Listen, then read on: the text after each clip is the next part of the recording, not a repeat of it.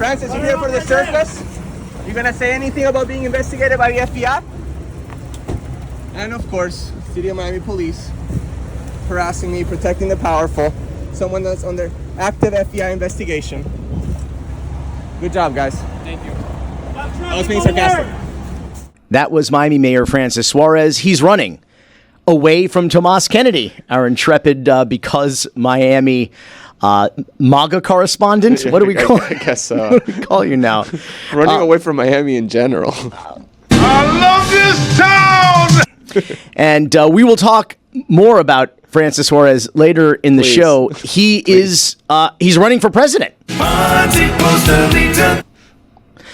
I thought that one went further. I'm sorry, my bad. That was the wrong card. I always do this. His campaign is not going to go $5. We always talk about. I'm going to institute a kangaroo court rule here. What I meant to say about Francis Suarez was. What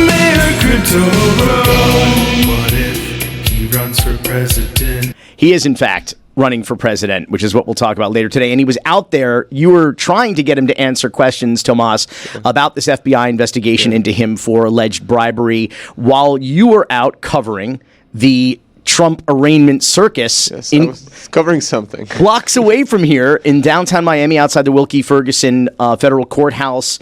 And it was a busy day in Miami this week. We will be talking about that case. We will be talking to an attorney who is not representing Donald Trump because word on the street is he turned him down for the gig. David O'Marcus will be on the show later. We'll also hear from award-winning veteran journalist Jay Weaver, who will talk about that FBI and SEC investigation into Francis Suarez. But on to the big story of the week.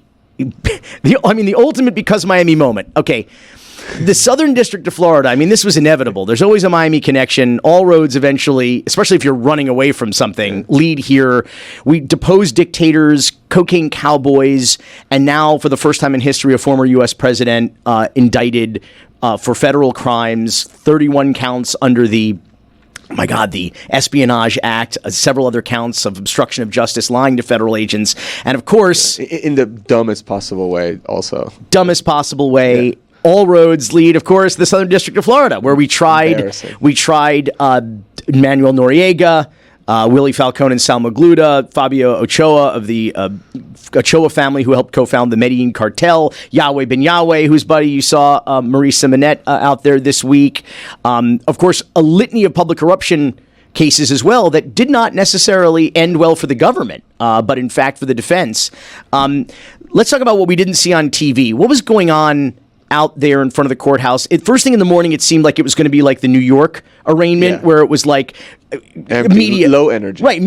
Sad. Yeah. Where media was going to outnumber protesters, and then it started to seem like a 1-to-1 ratio. But how did it end up? No. There were like I don't know, 1,000 reporters there. Like the media outnumbered the protesters by like 3-to-1. And there was media from all over the world, not just local, state, national, but like I saw Saudi Arabian media, Ecuadorian, Colombian. It was a media spectacle.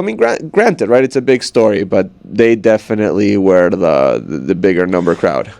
And who showed up on the protester side? Was it the usual suspects, like the people you saw outside of the Ron DeSantis event in Brickell a few weeks ago? Honestly, I didn't know them, but it just looked like a collection of activists and, Miami residents that were just, trying to dunk on Trump and, make fun of him a little bit and celebrate the moment. Well, but on the other side, the MAGA protesters, the MAGA people, yeah. It was a collection of DC list, like MAGA live streamers and clout chasers, podcasters, Twitter personalities. Or the luminary from the last episode I did with you, Laura Loomer, was there. And there were, some Miami residents. But if you are active, in like the political scene, I guess, or you go to protest, it's a lot of this. I recognize not just like these D-list and C-list like MAGA influencers, but just like the same faces that you would see in a lot of these like Trump events. He definitely didn't mobilize like the working class masses of Miami to rally for his defense outside of the courthouse. I'll tell you that much. And it looked like a fair bit of astroturfing as well. You had like a lot of white and Hispanic people wearing Blacks for Trump T-shirts. And why did a lot of old white ladies wearing Blacks for Trump T-shirts? And why can we donate some new shirts? They still say 2020 on them. Can we get them some 2024 shirts or where did all the stop the steal money go, man? Trump, come on, you got to look out for your people. Didn't build the wall. I'll tell you that right now. Didn't build the wall and didn't stop the steal. Now maybe the reason a lot of people didn't turn out, Tomas, is because this is a very confusing situation. It's a 49-page indictment. Maybe people didn't necessarily they don't understand what's going on. So I think that our friend Maurice Simonet, the founder of Blacks for Trump, an acquitted member of the Yahweh Ben Yahweh cult, he was spitting hot fire. Well, as always, but right across the street from the federal courthouse you were at, like 50 yards away, is the old federal courthouse where he and his alleged co-conspirators were tried in a massive racketeering, RICO indictment involving 14 murders, a firebombing, multiple attempted homicides.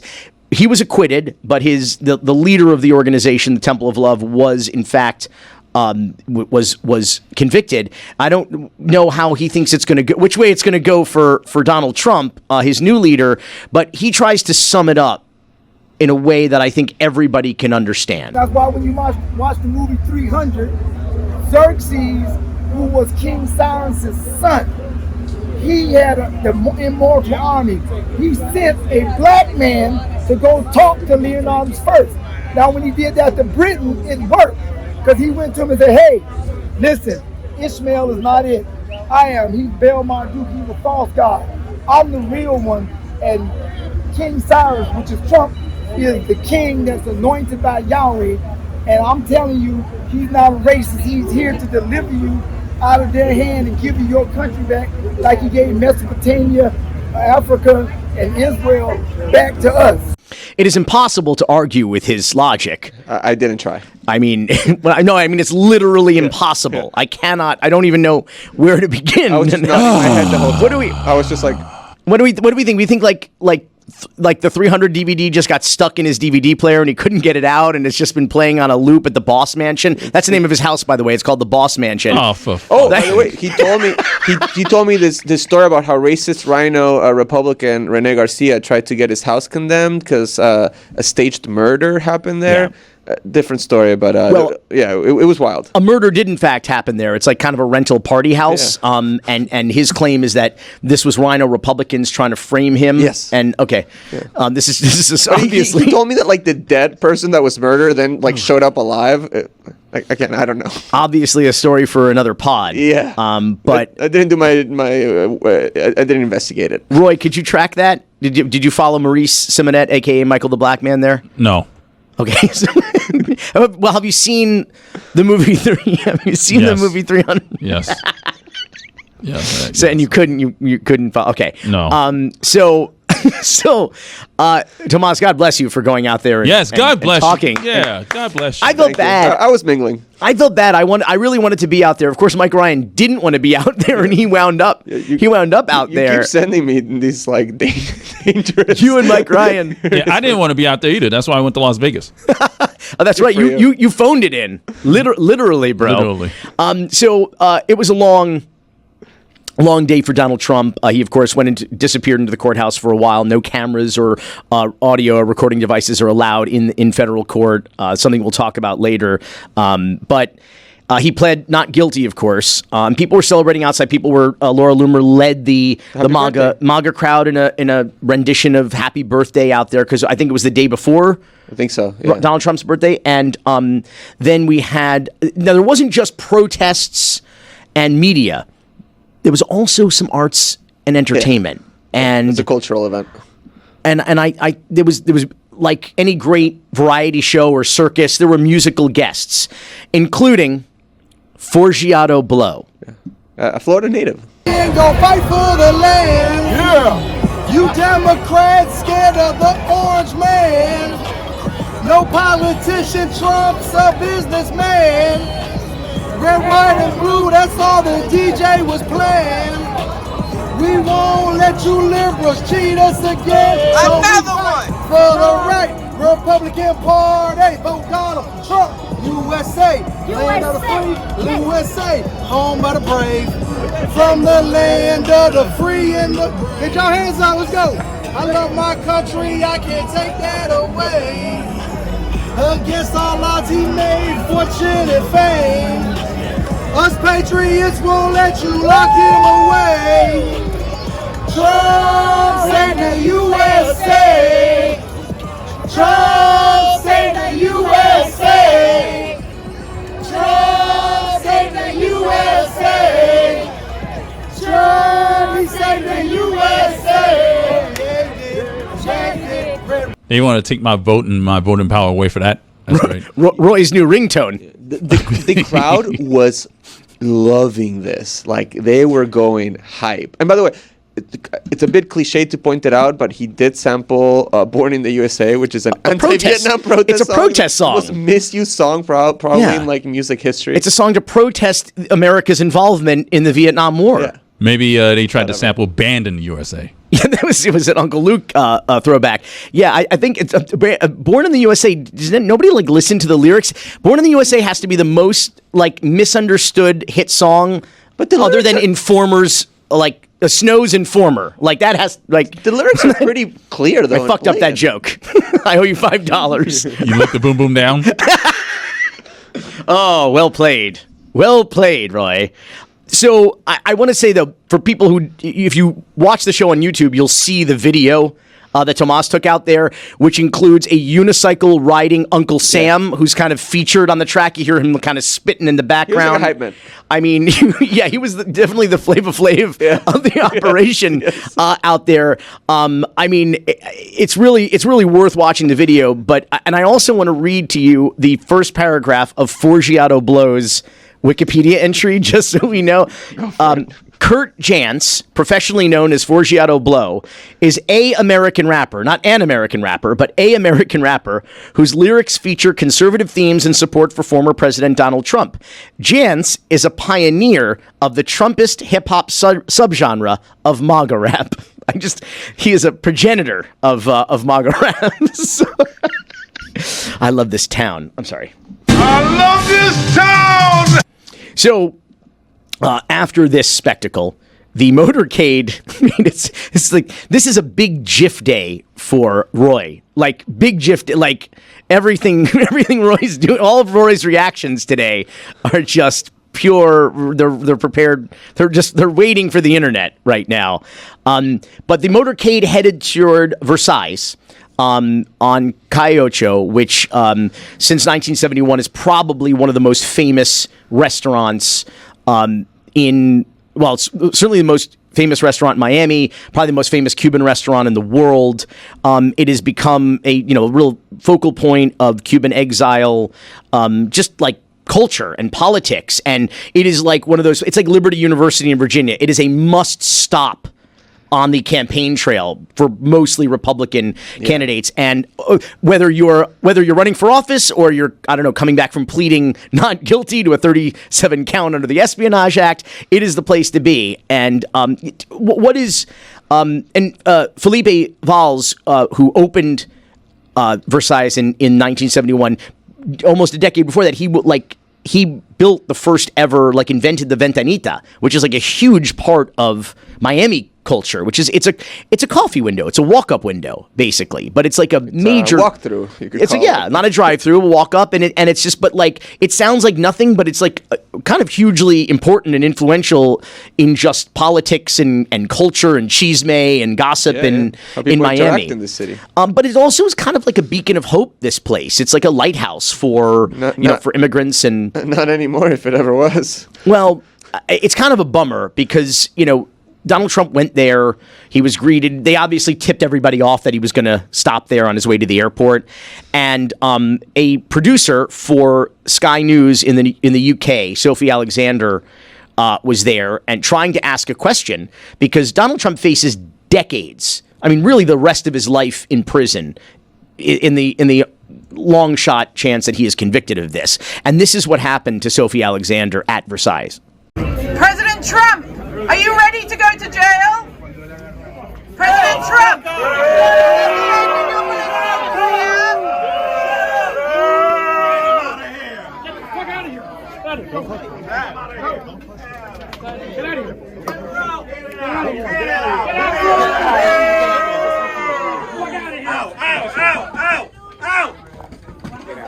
President Trump! Get out, you stupid bitch!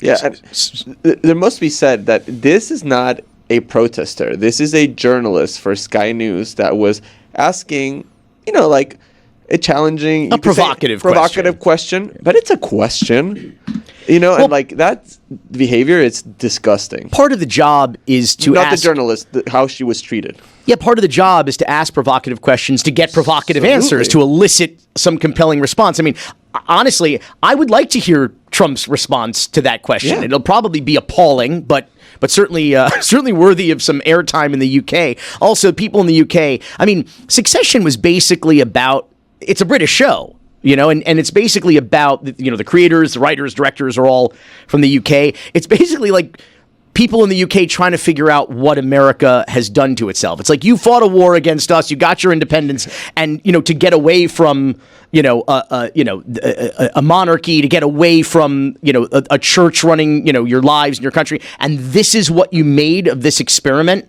just a few hundred years later.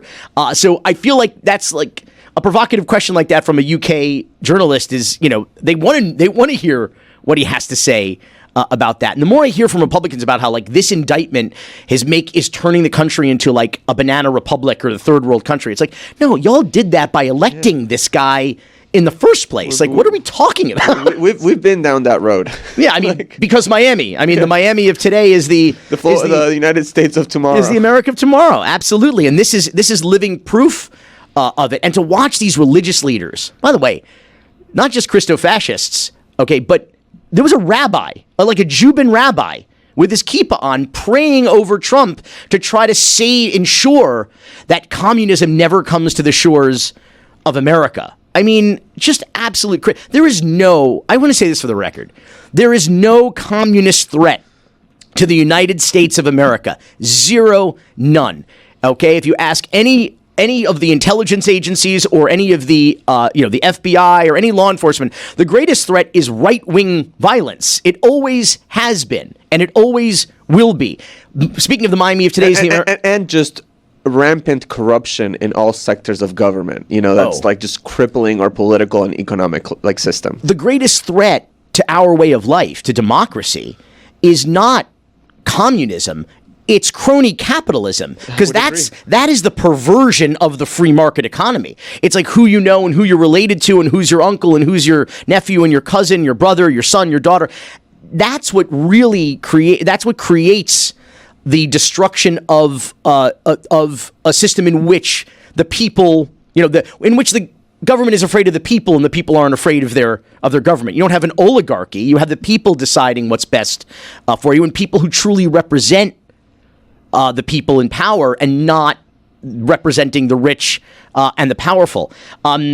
So it's kind of depressing to see this kind of display, especially, out there. Horrific. At Versailles. And we laugh about it because if we wouldn't laugh, we would cry. And we do cry because it's sad. And just one more because Miami moment, I want to play the clip of what Donald Trump told the crowd in the restaurant. Are you ready? Are you ready? Food for everyone. Food for everyone.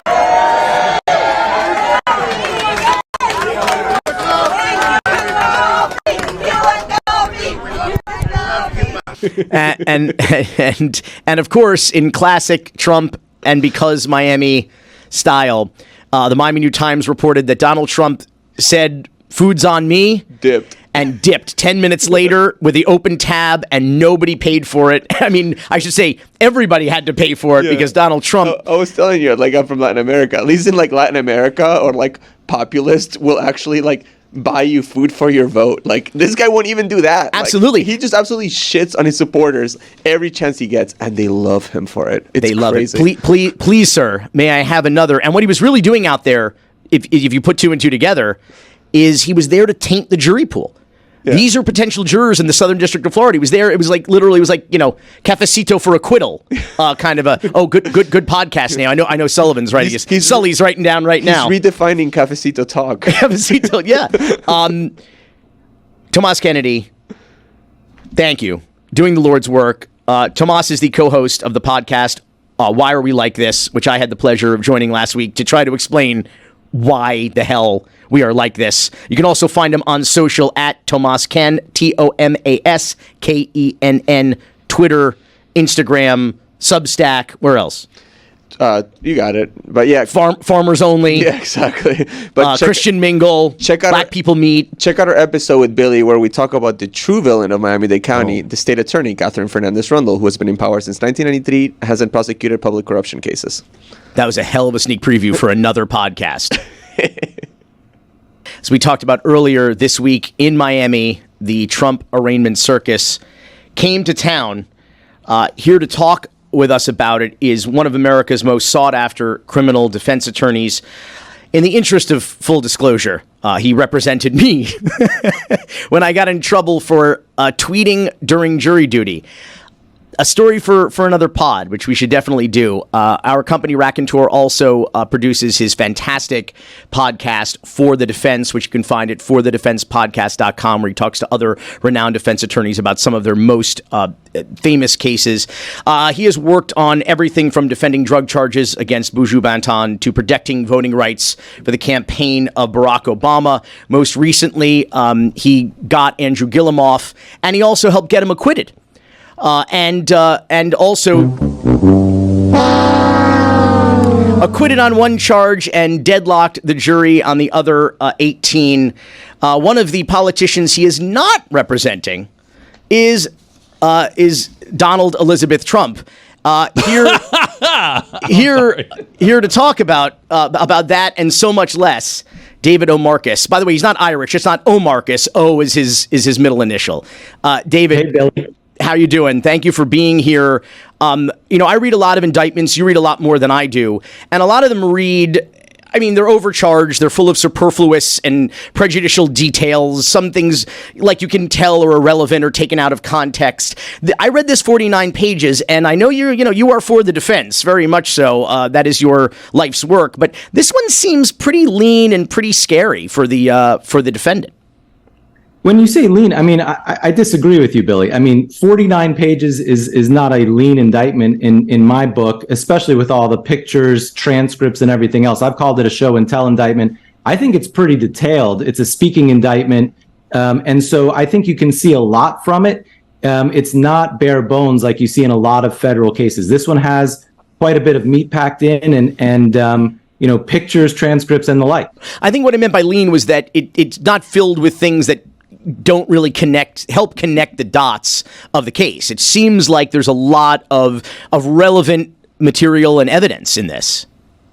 Yeah, they do include a lot of evidence. They don't connect the dots. That's true. And there's a lot of wrangling left to be done with connecting those dots. I think you're going to see tons of motions, tons of litigation in the next couple of months, which is going to string this thing out. People are talking about speedy trial. Jack Smith got on the air and said, we want a speedy trial for the government. Of course, it's the defendant's Sixth Amendment right to a speedy trial, not Jack Smith's. But he ain't getting a speedy trial in this case. It's going to take a long, long time to get this thing to trial. So not going to wrap up by the presidential election in November of 24 is what you're saying?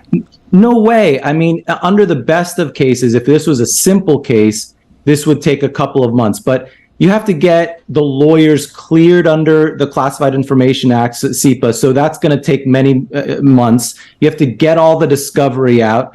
Remember, the prosecution had, over a year to prepare this case. It's only fair to give the defense that amount of time to get ready, especially when, by the way, it's going to be new lawyers. He doesn't even have a local lawyer on the team yet. Yeah, you said it. He doesn't have representation, and I understand that is not for a lack of trying. He showed up here in the Southern District of Florida without a trial team, without an experienced public, I don't know that anybody's experienced in Espionage Act cases per se, but why do you think the former president is having trouble getting an attorney down here?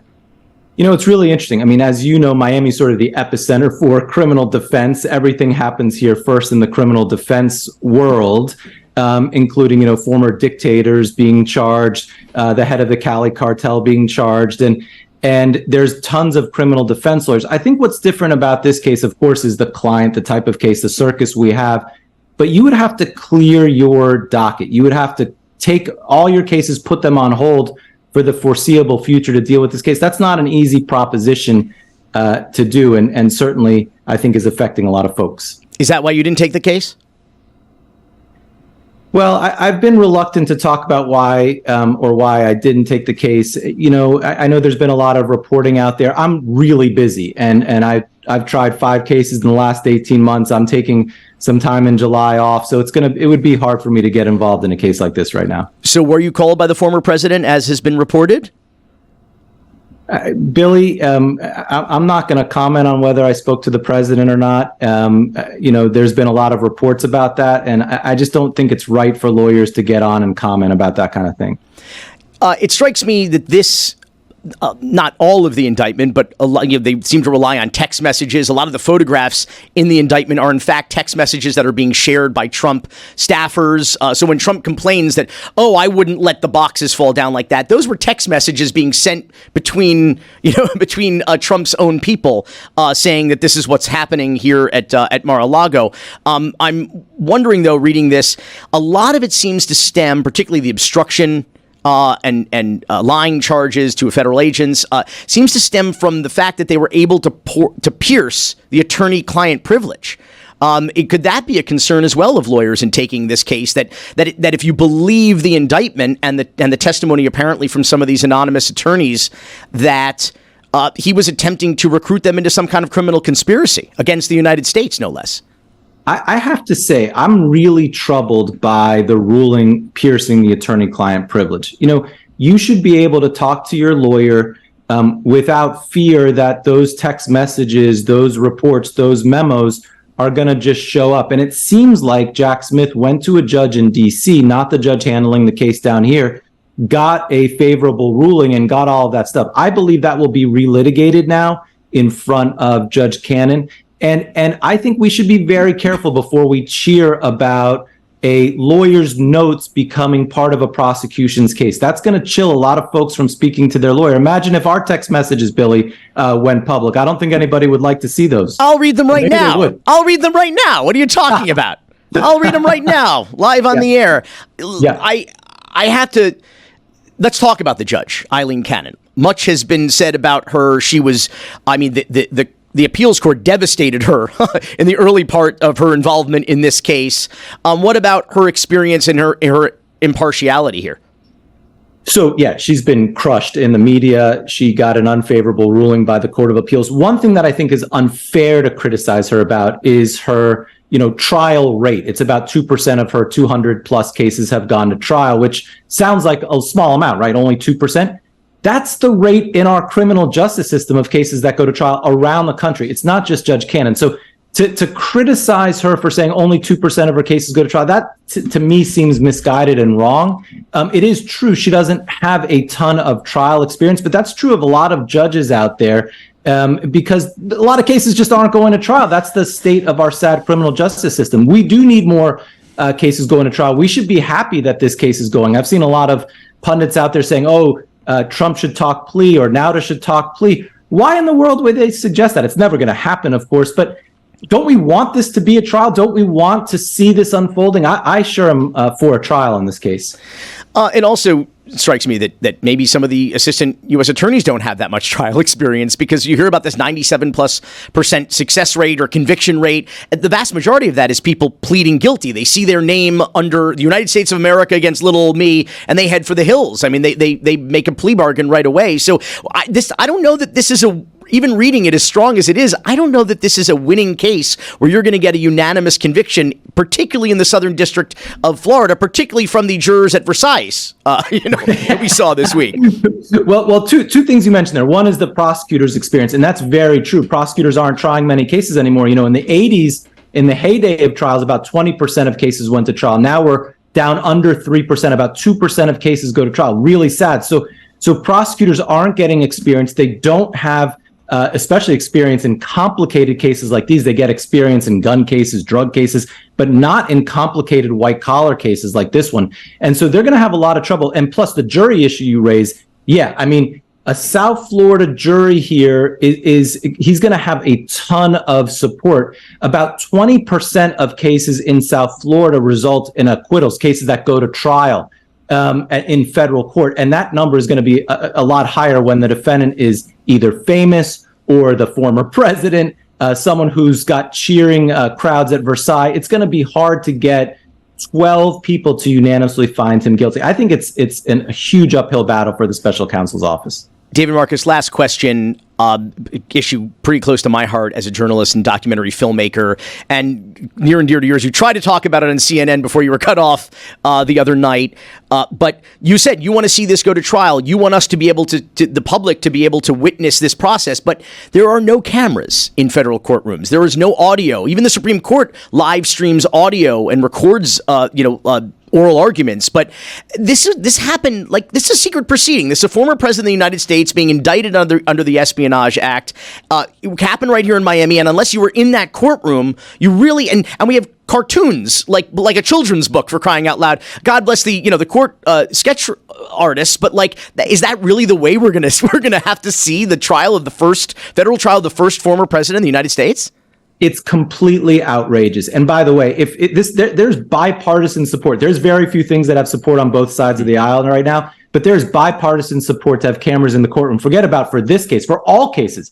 In this case, a historic case, the case of the century, we're not going to be able to see it. It's really troublesome. Not only can we not see it with a camera, if this was in state court, by the way, in Florida, you would, or you'd be able to hear it if it was in the Supreme Court.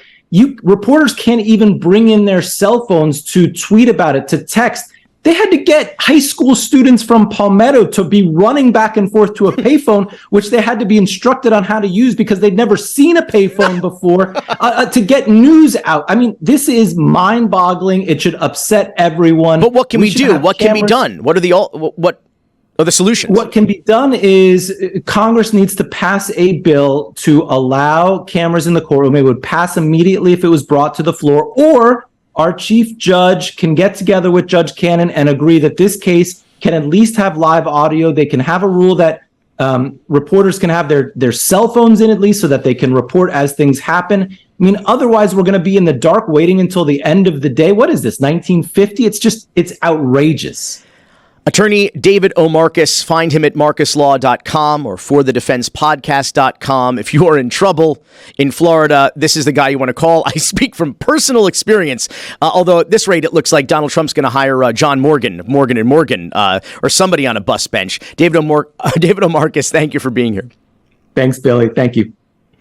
Miami Mayor Francis Suarez, the latest Republican to launch a presidential run. I'm running for president because I think I have a different message. I don't think that he is qualified to be president of the United States. He's not qualified to be anything. He's a fraud, in my estimation. In this den of corrupt thieves, soy vato chido. Vapid nipple baby with the brain of a mosquito, with these bovine eyeballs perched atop City Hall, telling the impoverished to maybe stop being poor. Staying occupied with dope-ass endeavors, like accepting secret payments from deep-pocketed developers. That judge was off base. He wants to slander me for overwhelming evidence of racial gerrymandering. Haters want to say that I can't get the job done just cause I'm an underhanded man-child fail son. 305 till I die, represent. All-time awful mayor, but maybe I could be the president. Literally, bro. I'm running. Es un pedo. Ponzi Postalita thinks he's a great leader. Eres no muy listo. Es un pedo. This guy's human garbage and unfit for office. Super PAC cash, you can trust me with your funds, bro. Don't Google Miami coin or ask me where the money goes. Citizens irascible because it disappeared. Yeah, the Miami miracle is una mentira. Don't get up in arms just because my comms director went down for child porn as an accused child molester. Unelectable, there's no need to wonder. The only thing that's lower than my IQ are my polling numbers. Es un pedo. Ponzi Postalita thinks he's a great leader. hater. Oros con bro.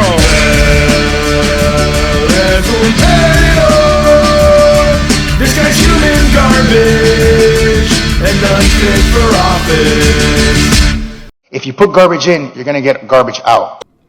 Well, it's official, Instagram official and otherwise. Miami Mayor Francis Suarez is the third Florida man to enter the GOP presidential primary.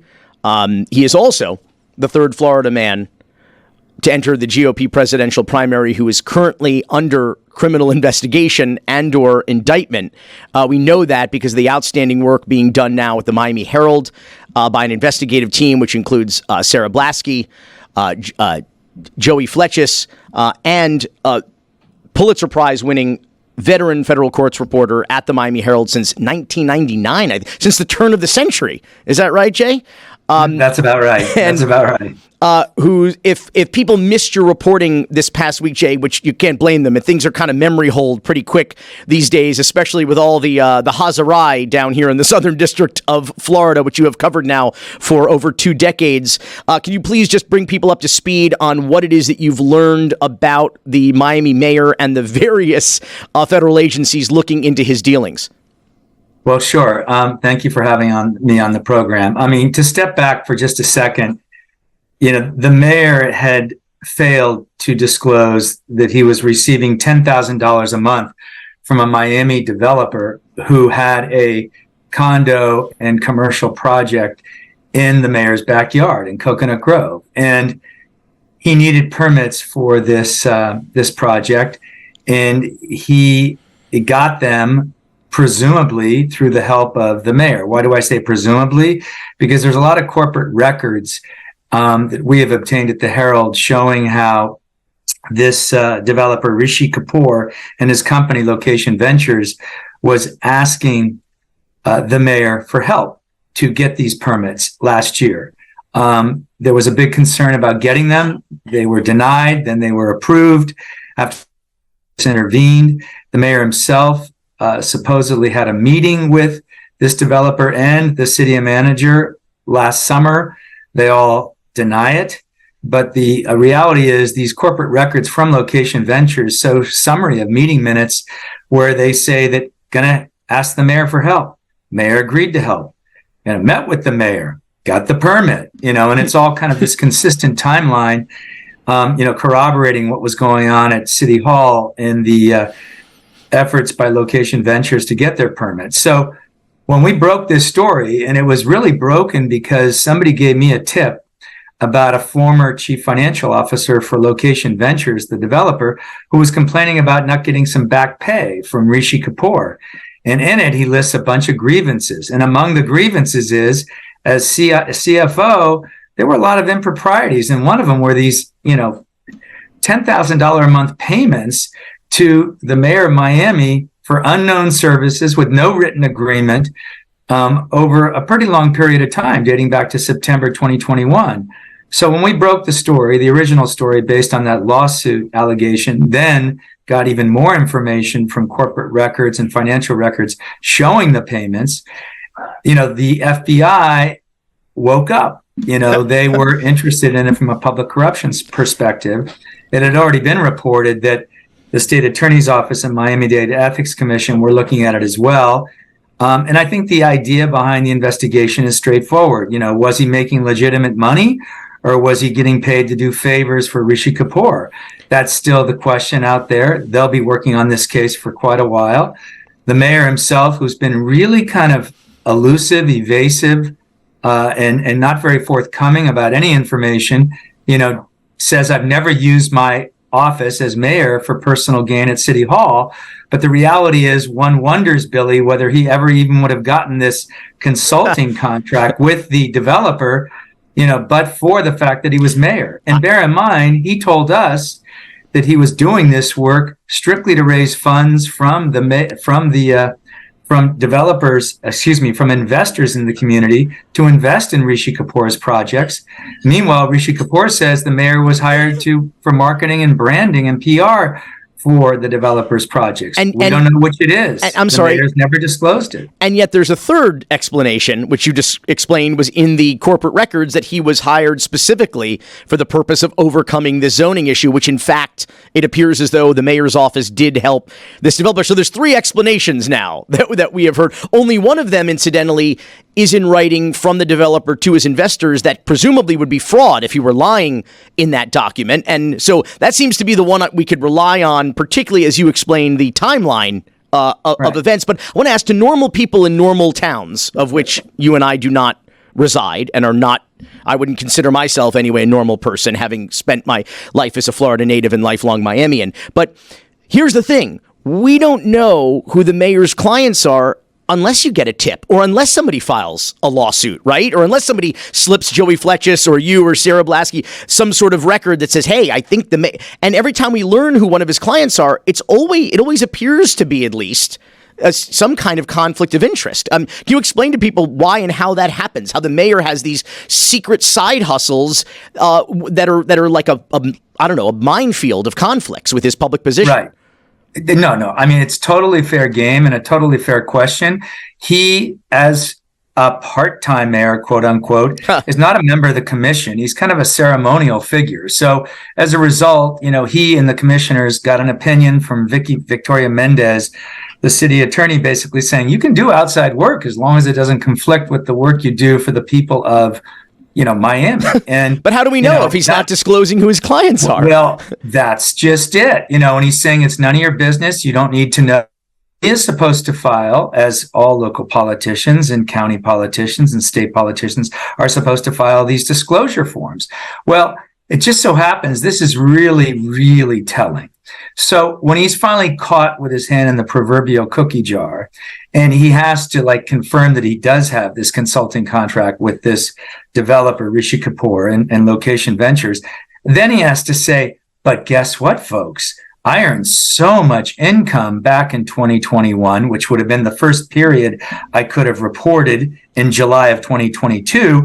I didn't list him on my list of employers for my side hustles, as you described it, because it represented less than 5% of my income that year. So the reality is he would have been making $600,000 that year because he was paid by this developer $30,000 in 2021 in the latter part of the year, another $110,000 in 2022 when the developer got the permits for his project in Coconut Grove, and at least another $30,000 in 2023. We still don't even know if the mayor's working for this guy, even while he's announced his bid for the GOP nomination for president, and while he's under investigation by the FBI. And I might point out that the Securities and Exchange Commission has been looking at this developer's business since January based on whistleblower complaints. And so, they have an open investigation. How that ties in with the mayor who raised funds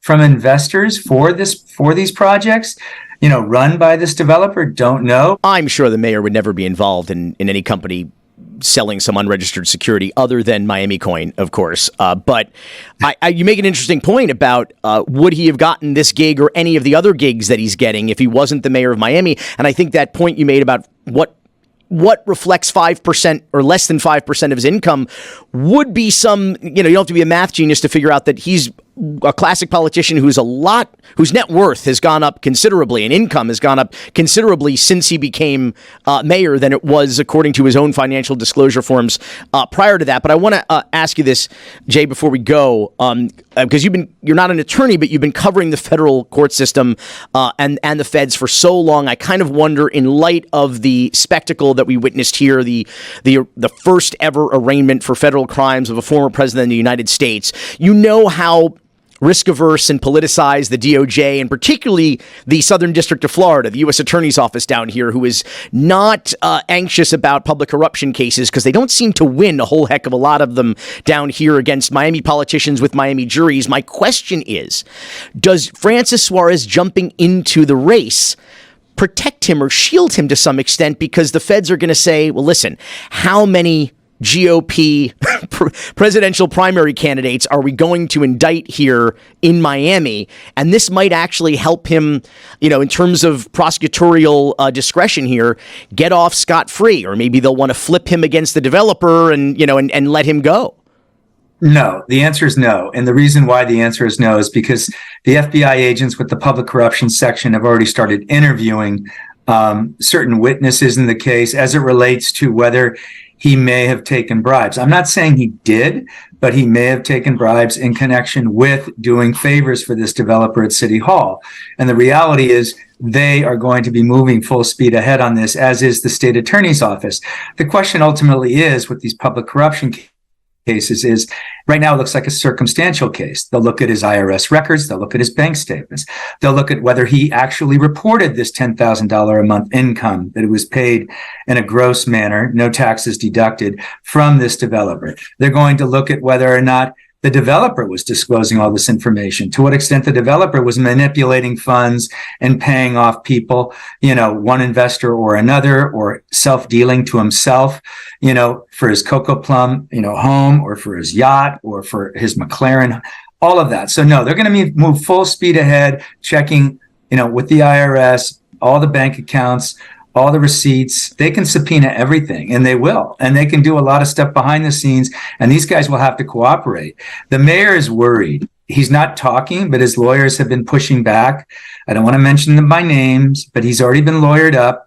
They were trying to get us to delay the story. They didn't succeed. And the point is that they know that this is going to not only hurt his fundraising efforts, but hurt his efforts to become sort of the Hispanic, kingmaker among the GOP, firmament, if you will. And so if he can generate a lot of funds from Hispanics and get them out to vote for Republicans, he might get a cabinet post out of it. Who knows? But he is suddenly extremely tainted in the eyes of donors and his political peers when you see FBI next to his name. And again, this isn't a certainty. I'm not saying he may be indicted or will be indicted, but the mere fact that they're looking at this to determine whether there's any kind of probable cause of a crime to go further with a full-fledged investigation in a grand jury, he is worried. I'm certain of it. And he is not sleeping at night. This is not a Bitcoin scandal. This is about his personal freedom to be a U.S. citizen and to pursue a political career. It may come down to that. I love how that last answer turned into like a Miami Mad Lib. We had Cocoa Plum Mansion, McLaren, yacht. I mean, it was amazing. Jay Weaver, I know that this is, despite all the extraordinary work you guys have done so far, this is just the beginning of the story. There's already angles here involving the mayor's cousin and the mayor of Coral Gables, which we'll have to get into some other time. But I mean, this web seems to this cancer seems to spread throughout Miami-Dade County, and I look forward to talking with you more about it. Jay Weaver, MiamiHerald.com. Thank you. Keep up the great work. You're most welcome. Thank you, Billy. The FBI investigation isn't the only thing Francis Suarez doesn't want to talk about. Here is a guy who built his entire brand on Miami and crypto. Mayor Crypto Bro. What if he runs for president? He never talks about crypto anymore. I don't know if you've noticed. And he has been running away from Miami for years. And in fact, he announced his presidential run 3,000 miles away from Miami in Simi Valley at the Ronald Reagan Presidential Library. So, and I think part of that reason is that people in Miami see right through him. They know that he is, and they are tired of it. And so this week's Miami Moment, we return to the scene of the crime, or at least the scene of the arraignment earlier this week outside the federal courthouse while Donald Trump was inside. Mayor Pansi Postalita, Francis Suarez, decided to show up for no reason at all other than he heard that there was a ton of cameras from all over the world and was looking for a photo op. I mean, this is the kind of guy, Roy, Francis just hopes that they spell his name right on the indictment. Okay, that's the kind of guy he is. And he shows up to the courthouse, and this is how he is greeted by his admirers here in Miami. Oh, we got a deep state mayor. We got a deep state corrupt mayor. We got a deep state swamp monster. We got a swamp monster, folks. We got a big swamp monster. The swamp's getting rounded up, baby. The time's coming, baby. The swamp's getting taken down. And you're getting taken down, brother. What a season for the Heat. What a season for the Panthers. Cocaine's.